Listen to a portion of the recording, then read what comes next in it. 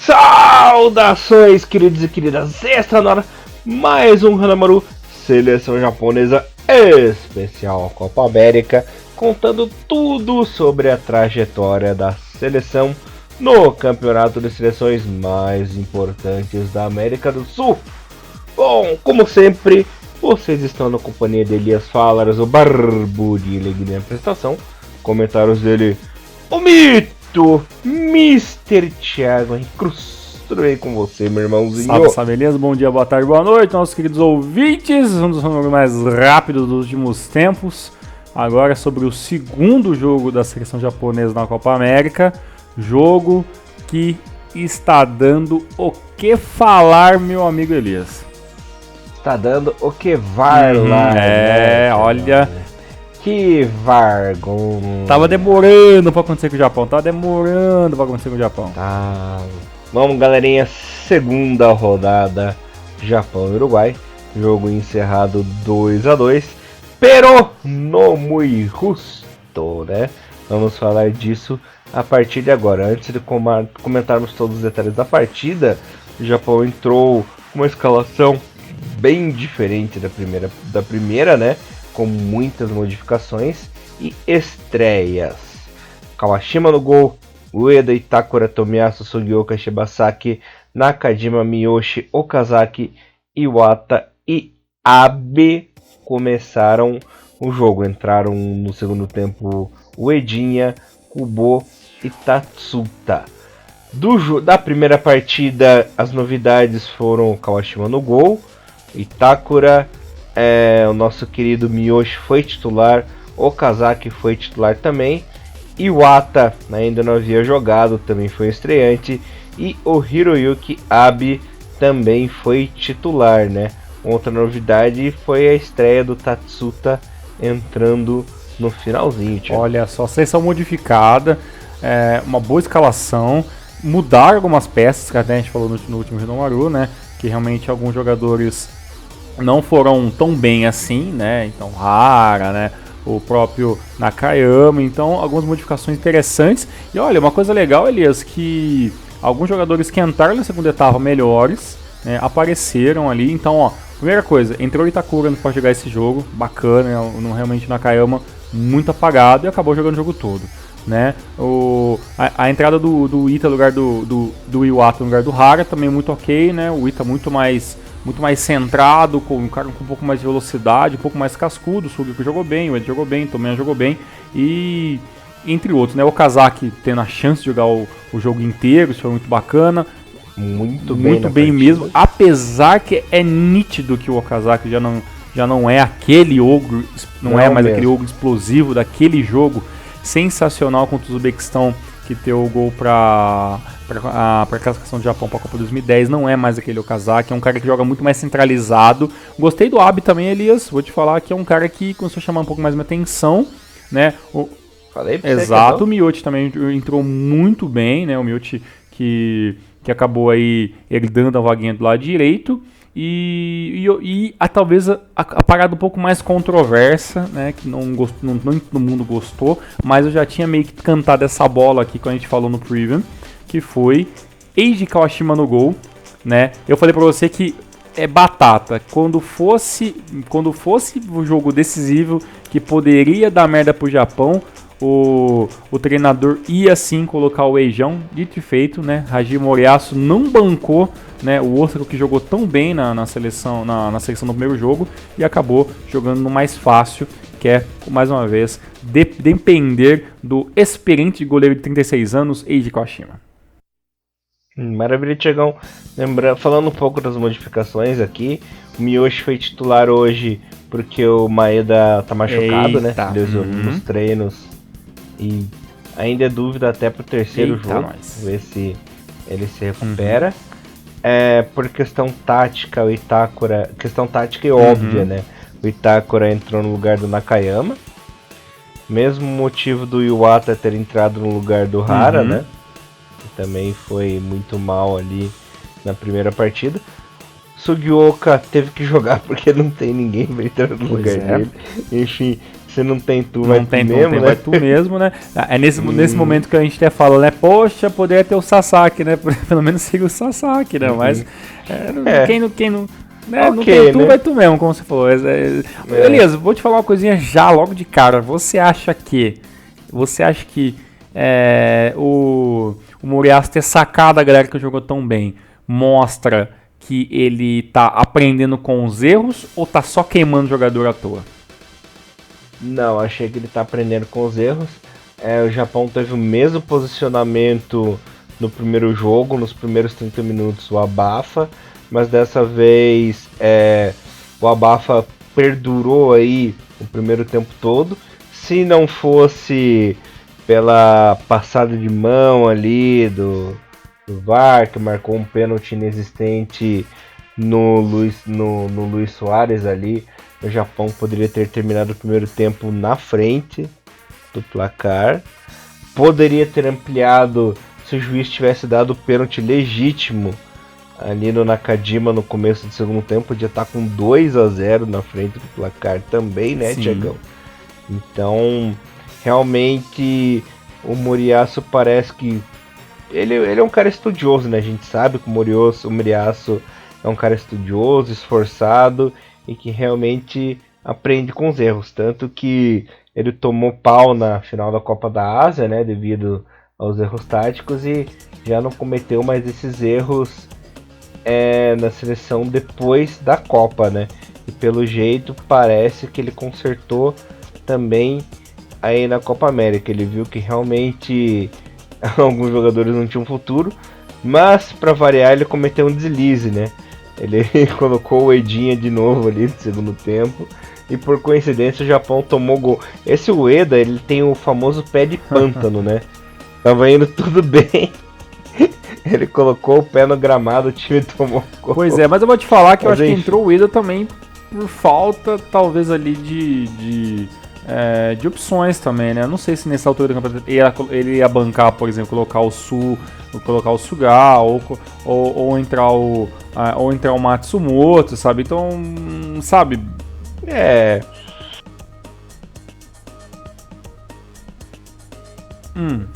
Devido à lesão do Maeda, né?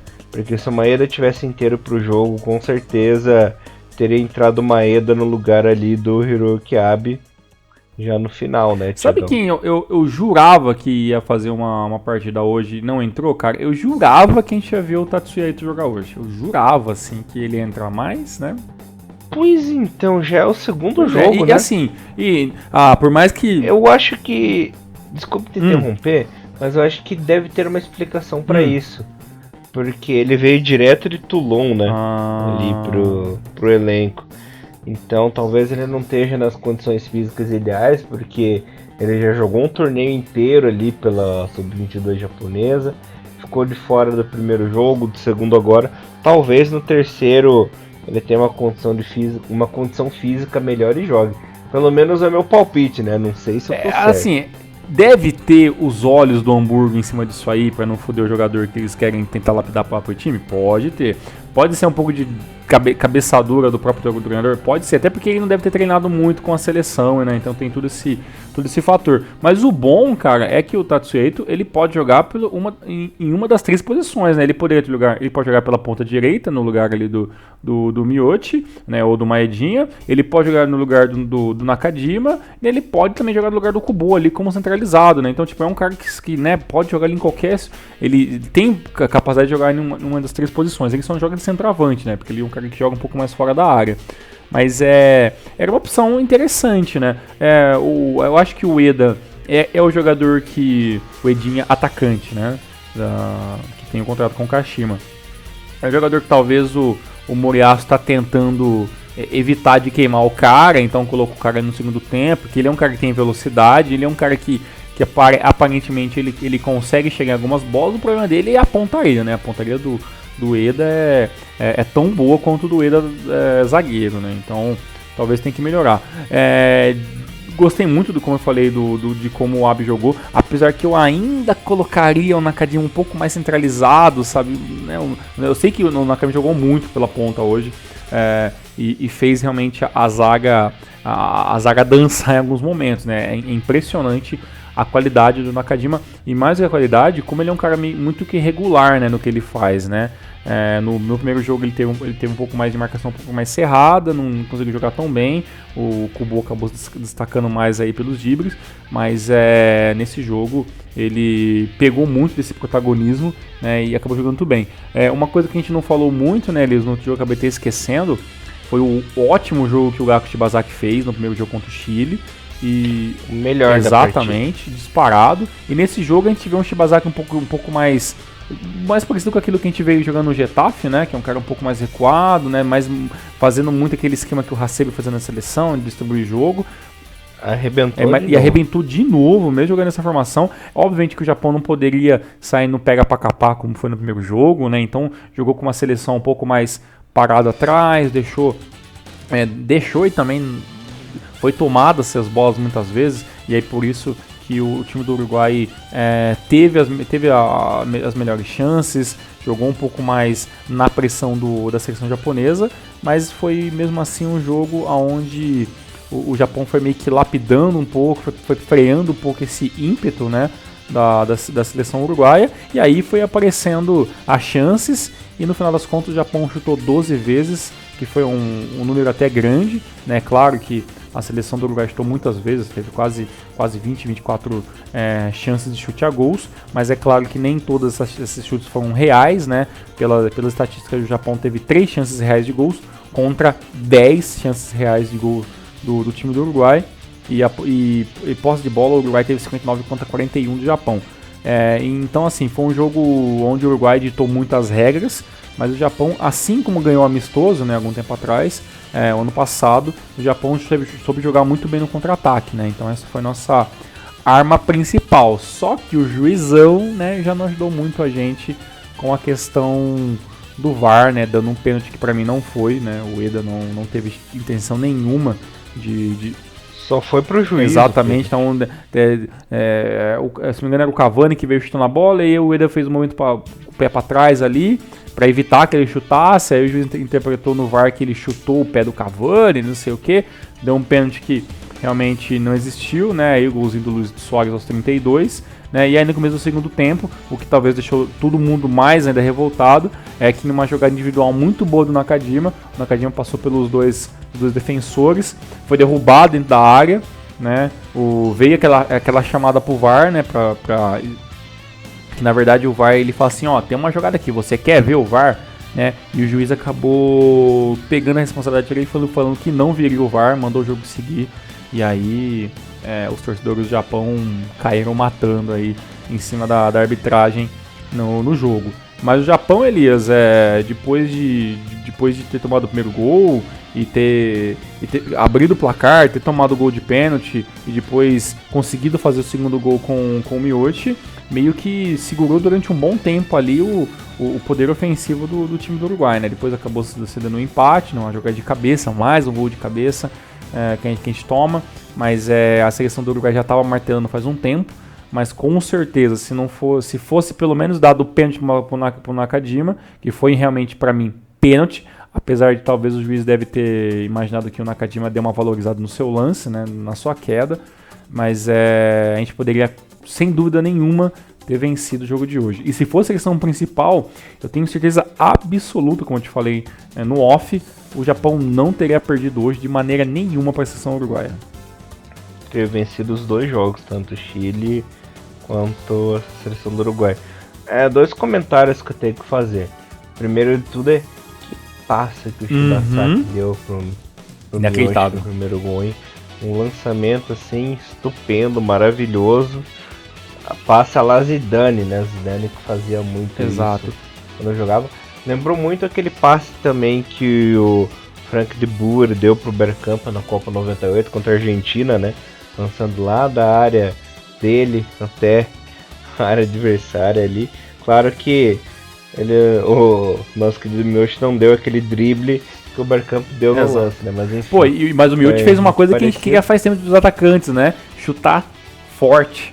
né? Estufou a rede, né? Então, um chute cruzado, né? Muito... cheio desse negócio de ficar achando rasteiro só, né? Vamos encher o pé mesmo pra, né? Se tivesse tido o pé uma medida no primeiro jogo, tinha feito pelo menos um gol, né, cara? Então, realmente faz falta essa batida um pouco mais, com menos classe, mas com mais raiva, né? Então, foi um gol assim pra lavar a alma, cara.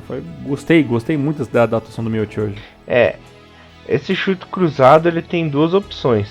Ou faz um gol muito bonito, né? Pega bem na bola, ou você manda a bola lá pro puto que pariu, né? Por sorte, aconteceu a primeira opção. E outra coisa, outro comentário que eu quero falar é que Deus sabe o que faz mesmo, viu? Que ainda bem que eu não fui nessa partida em Porto Alegre, porque eu ia ficar muito puto, ia querer brigar lá no estádio. Algumas coisas tem que acontecer mesmo, não ia prestar. E assim, a gente não sabe como que tava a torcida no jogo, né? Mas pros próprios narradores do Sport TV que tá fazendo o jogo, né? Pra eles ali tem falado que o Japão foi garfado, né? Porque realmente foi, né? Porque assim, normalmente a narração brasileira dá uma tiração de sarro, né? De alguns jogos da seleção japonesa. E dessa vez estavam do nosso lado, né? Então isso mostra que realmente, se não me engano, não sei se era o Lédio Carmona, que eu acho que estava comentando o jogo, né? E ele falou, estão operando o Japão aqui, né? Foi pênalti claro do Nakajima, independente se ele valorizou o lance ou não. Tenho certeza absoluta que se esse lance fosse no Messi, né, se fosse no Neymar, alguma coisa assim, teria sido pênalti. Então, só porque foi o jogador do Japão, o juiz acabou nem optando por ver o VAR. E aí a gente entra num negócio que todo mundo tá conversando, Elias. A minha opinião sobre o VAR. Uma hora vai ter que ter uma regra clara para isso. Porque esse negócio de o juiz decide quando quer ver o VAR ou não, é um negócio muito complicado. Porque eu tava me colocando no lugar do juiz agora, depois do jogo. Beleza, deu o VAR, foi lá, deu pênalti pro Cavani, né? Deu pênalti pro Uruguai. Beleza. Na visão do VAR, na visão do juiz, ele sabia o seguinte, cara, uma hora vai cair alguém na área e eu vou ter que chamar o VAR porque vai ter a pressão muito grande. E aí, talvez na queda do Nakajima, ele falou assim, eu não vou chamar o VAR porque talvez esse cara tá se jogando pra cavar eu chamar o VAR. Entendeu? Então, tipo assim, fica muito no quesito do juiz. Eu espero que uma hora seja um negócio assim, ó. Qualquer lance de queda na área tem que ter VAR. É regra. Eles façam alguma coisa pra essa porra desse VAR ser mais rápido. Entendeu? Pera, caiu na área, já corre lá pro negocinho, já para o jogo. Que nem NFL, para o jogo, já vai lá ver, já volta e já fala, ó, foi pênalti, não foi pênalti. Se o cara simulou dar cartão... Senão, que adianta? Não adianta nada, porque tipo assim... é critério do juiz. Aí... Porque se ele dá um pênalti pra alguém... É batata isso ali. Se ele dá pênalti pra alguém usando o VAR, a equipe adversária vai querer um pênalti no VAR também. E isso é de praxe já. Então assim, se ele deu o pênalti pro Uruguai e não deu pro Japão errando, já que se ele chamasse o VAR, ele daria o pênalti, aí sabe que o mais correto então é ter alguma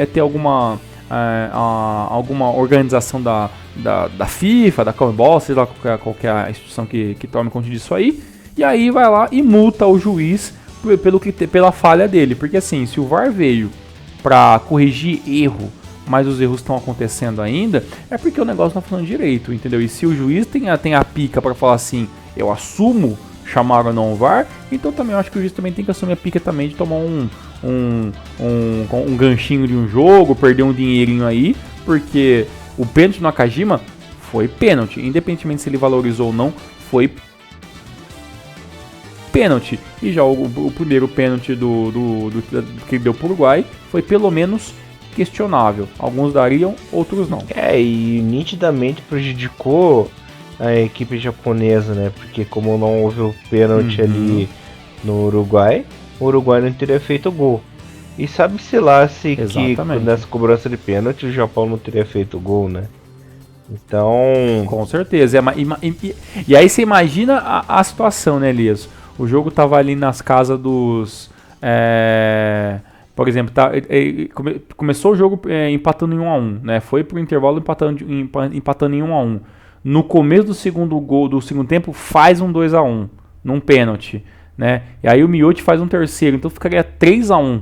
Entendeu? Então, olha quanto que o Uruguai teria que remar. O que seria aconteceria com o Uruguai se tivesse tomado logo o segundo gol no começo do segundo tempo, né? A formação, como é que seria a equipe? Sabe, é claro que a seleção do Uruguai, individualmente, ela é melhor que o Japão em algumas posições, né? É quase incontestável quando você vê a escalação, né? Eu não acho o Muslera um grande jogador, mas, por exemplo, Laxalt, Godin, Jimenez, sabe, Suárez, Cavani, o próprio Cáceres, então assim, são jogadores de nível muito alto, mas o coletivo do Japão hoje foi, na minha opinião, impecável, assim, foi uma das melhores atuações do Japão, foi aquele Japão do primeiro tempo contra o Chile, só que lapidado, com jogadores melhores em algumas posições e funcionando muito e muito rápido, sabe, muito, muito rápido, tanto que quando entrou o Kubo no segundo tempo, né, o Kubo ele entrou para continuar dando essa mobilidade para a equipe, né, não dependeu muito do Kubo, ele aparecia demais e tudo mais, porque o Japão já estava nessa velocidade muito frenética, né, e isso gerou para a gente alguns contra-ataques que foram muito bons, né, então se a seleção, quando eu falo, né, recheada de galera sub-22 aí, né, de seleção de jogadores de idade olímpica, jogaram desse jeito, né, a seleção principal com certeza teria jantado o Uruguai hoje. E hoje só houve um erro defensivo, né?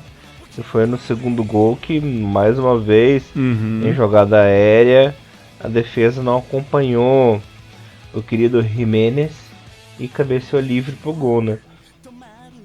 Exato. Que nem eu falei, foi como você mesmo falou, né? Foi quase impecável a defesa, teve esse pequeno detalhezinho ali e tudo mais. O Edo também acabou tomando um cartão amarelo nesse jogo, e também teve um cartão pro Nakajima e tudo mais. Mas assim, mostra que a seleção tá começando a criar um estilo de jogo com essa molecada, né? Então assim, isso nos dá uma grande esperança para que o terceiro jogo o Japão possa, pelo menos, ser muito, mas muito superior do que o seu adversário. E outra coisa, né? Por que o Okazaki é importante para esse time? Ele é o único atacante ali que faz a parede para os outros jogadores ficarem mais à vontade no jogo. Você viu que o Okazaki hoje buscou muito o jogo, fez bastante a parede. Se não fosse pela parede dele ali no lance de segundo gol, não teria saído o gol, né? Ele fez a parede ali, tocou pro Miyoshi, o Muslera se atrapalhou, né, Thiagão? E o Miyoshi acabou empurrando para dentro das redes. Se fosse, por exemplo, uma Edinha no lugar do Okazaki, isso nunca ia acontecer. Exatamente, até por causa que essa habilidade de fazer o pivô, nem todo mundo tem. E para não pensar que agora, Elias, na J-League, nos jogadores que já passaram por seleção, e na minha cabeça só me vem 3 jogadores que fazem bem esse pivô. O Okazaki, Kuroki, que infelizmente não funcionou tão bem na seleção, e o Kawamata, né? Então assim, nem o Okubo, né? O Okubo fazia muito bem esse esquema de parede, né? Ele jogava um pouco mais pelas laterais e tudo mais. Nem mas o assim, Kitagawa, que é o Kazaki, grande, Kuroki, né? Também não faz. Exato, nem o Kitagawa, porque ele é o cara mais que corre muito de costa para os jogadores, né? Então é o cara que sempre procura a área, procura o drible em alguns momentos. Então assim, o Okazaki ele já não tem muito esse pique. Teve até um lance que ele recebe a bola, não sei se do Shibazaki ou do Miyoshi ali, e ele consegue ganhar no pique do jogador. Isso acontece, ele dá uma trotada um pouco mais curta e perde o tempo da bola, aí o cara vem e tira a bola dele, né? Então assim, se fosse aquele Okazaki de 8, 6 anos atrás, com uma explosão muito maior, ele teria tomado a velocidade na frente do cara e ter feito gol, né? Ou feito no gol, pelo menos ter chutado ao gol, né? Mas você vê que é aquele Okazaki um pouco mais, né? Um pouco mais lento, voltando de lesão. Então você vê que falta um pouco de ritmo e também, claro, né? Leve em consideração que o Okazaki teve, eu acho que a sua pior temporada na Europa, né?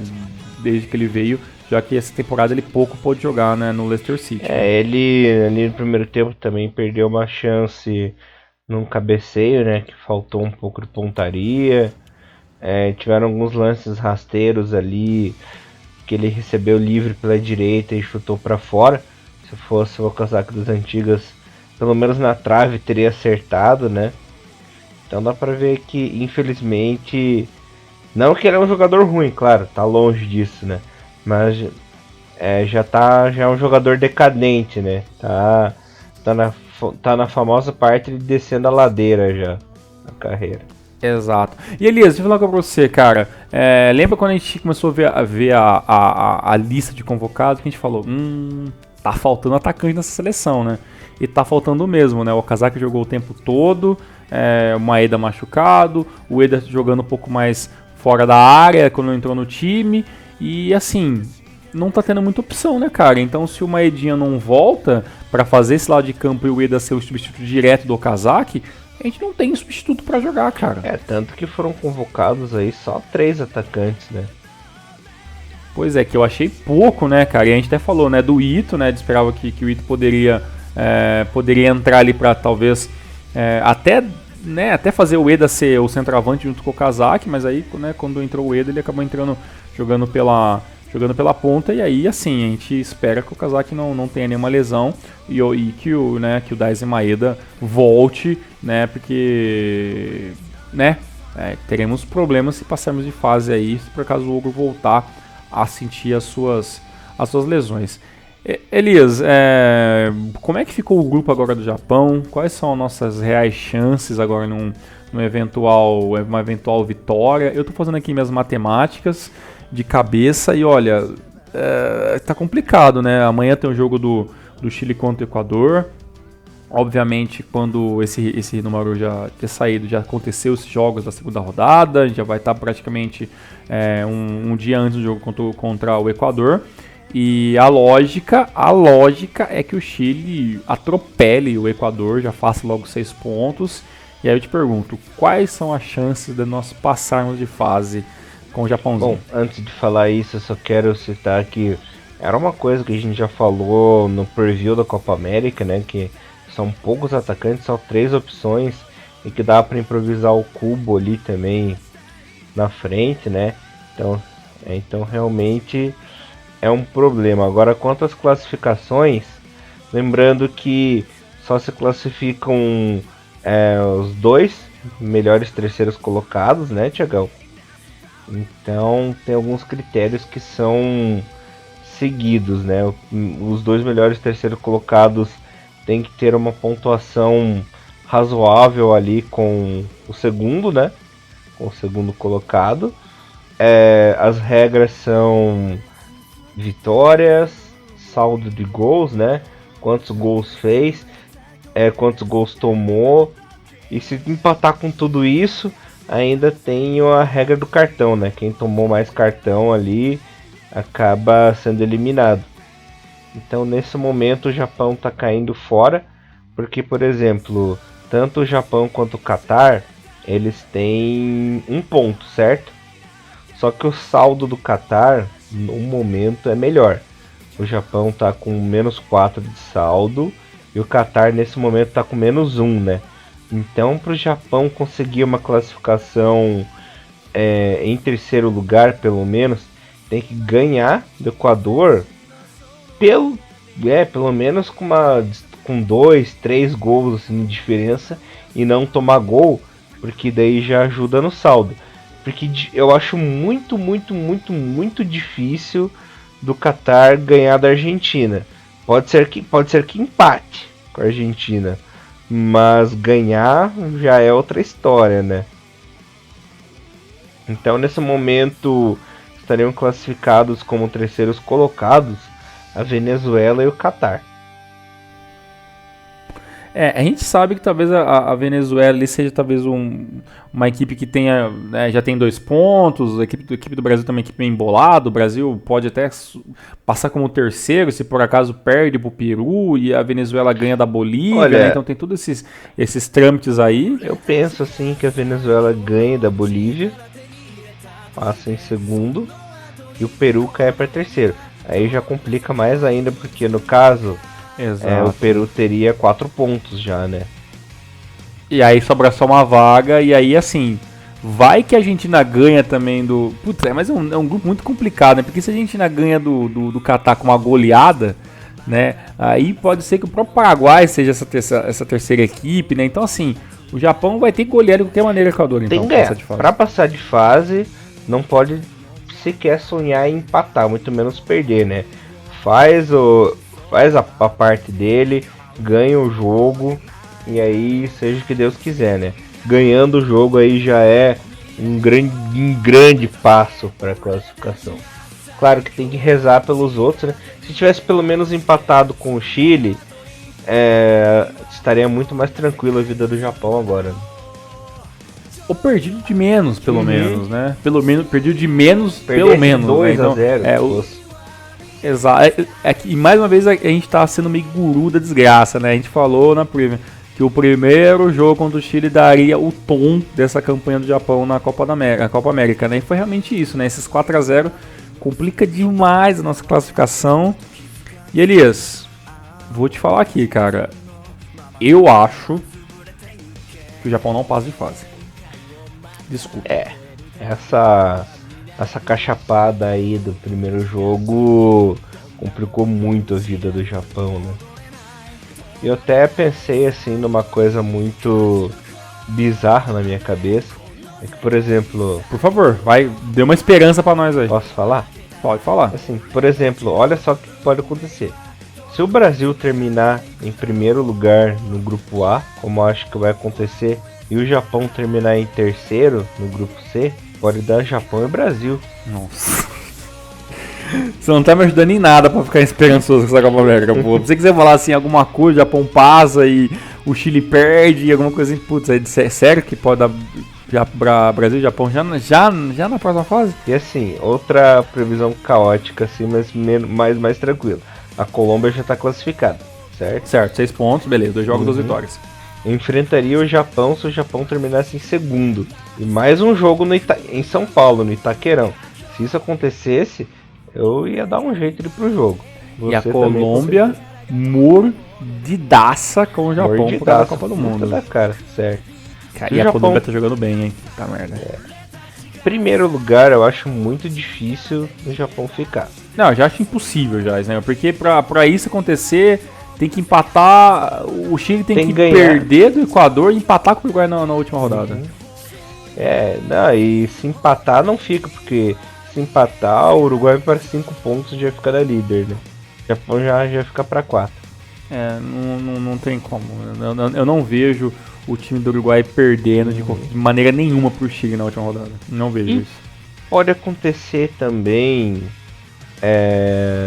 uma outra coisa bizarra. É se, por exemplo, vamos supor assim, o Uruguai ou o Chile fica na primeira colocação, né? Podem pegar o Japão também, se o Japão terminar em terceiro. Pode pegar também? Olha, cara, eu queria que o Japão perdesse no mata-mata. Então, independente se fosse jogar no Brasil e tudo mais, quem que pegasse, eu queria que passasse de fase pra perder no mata-mata, entendeu? Mas é muito difícil de passar de fase. Essa derrota cachapante aí na primeira rodada praticamente sepultou as esperanças do Japão. Ainda mais com esse empate de hoje, né, roubado. Foi muito injusto. Olha, eu confesso pra você, até uma coisa que eu falei pra você por bom tempo no fim do jogo lá, que eu saí feliz, né, satisfeito por ter visto o Japão e não saí puto do jogo, não fiquei brabo nem nada. Claro que eu xingo, grito, coisa, mas isso faz parte do jogo, faz parte do meu ser, né, Thiagão? Então, por mais que o meu time esteja ganhando a partida, eu vou xingar, esbravejar o jogo inteiro, porque é uma característica minha, né? Agora, o jogo de hoje, realmente, eu fiquei muito bravo, muito puto, porque não foi uma coisa normal, né? Teve um desvio de vitória. Sim. Aí pro claramente Japão, né? a camisa do Uruguai pesou mais do que o Japão na hora na hora de ser justo, né, com a situação do jogo, né?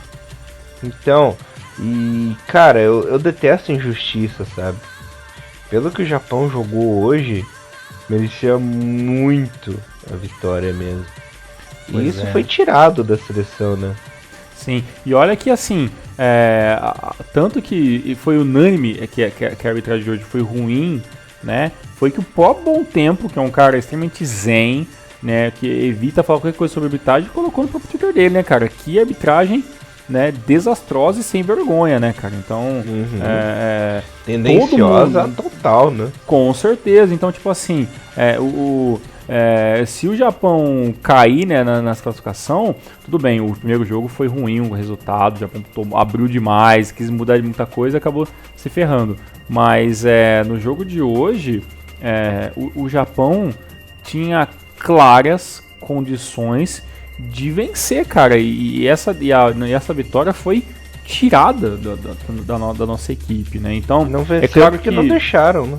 Exatamente, é claro que quando esse Hinomaru sair, já vai ser um assunto meio esquecido pela mídia em geral, né? Porque né, empatou, o Uruguai empatou, não sei o que, tem chance para vencer, blá blá blá. O Uruguai é considerado a equipe favorita para vencer a Copa América junto com o Brasil, né? E olha aí, né? A seleção que é dita como favorita, que tem mais qualidade individual para conquistar a Copa América, empatou com uma seleção basicamente olímpica, né? Então é claro que isso gera um descontentamento por parte de muitos dirigentes do futebol, né? Mas eu espero que com muita sorte a gente consiga, né, passar de fase, que eu esteja errado, que ele esteja errado. Mas eu também, infelizmente, tenho que dizer que eu acho muito difícil a gente conseguir passar de fase. Mas assim, Elias, eu tô feliz com o que eu estou vendo da seleção japonesa, assim. Eu espero que o resultado dessa Copa América, que pode até ser a última que a gente vai ver o Japão participando nos próximos anos, até porque provavelmente logo a Conmebol e a CONCACAF acabem se juntando de uma vez por todas e façam uma própria organização melhor para a Copa América para bater de frente com a Liga Europa.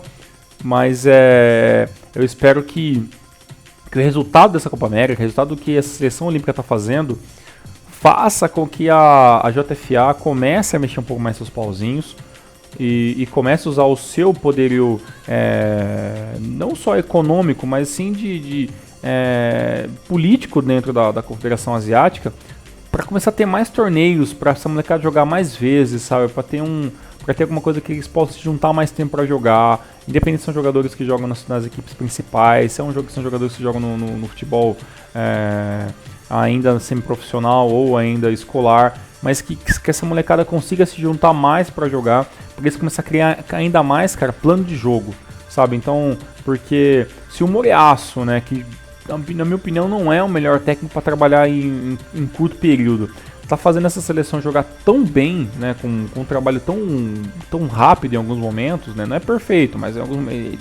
tá tendo resultados tão bons, tão rápido.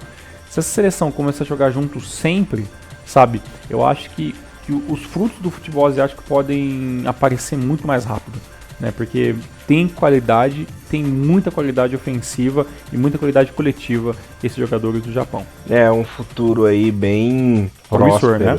Bem próspero que a seleção tem. Vamos ver se finalmente o almejado ouro sai ano que vem nas Olimpíadas, né? Exato. É o que a gente espera. E só espero que o Moriaço não tenha síndrome de técnico filha da puta, né? Que acontece muito com a seleção japonesa. Que acerta o time, tá tudo bem, tá tudo ok.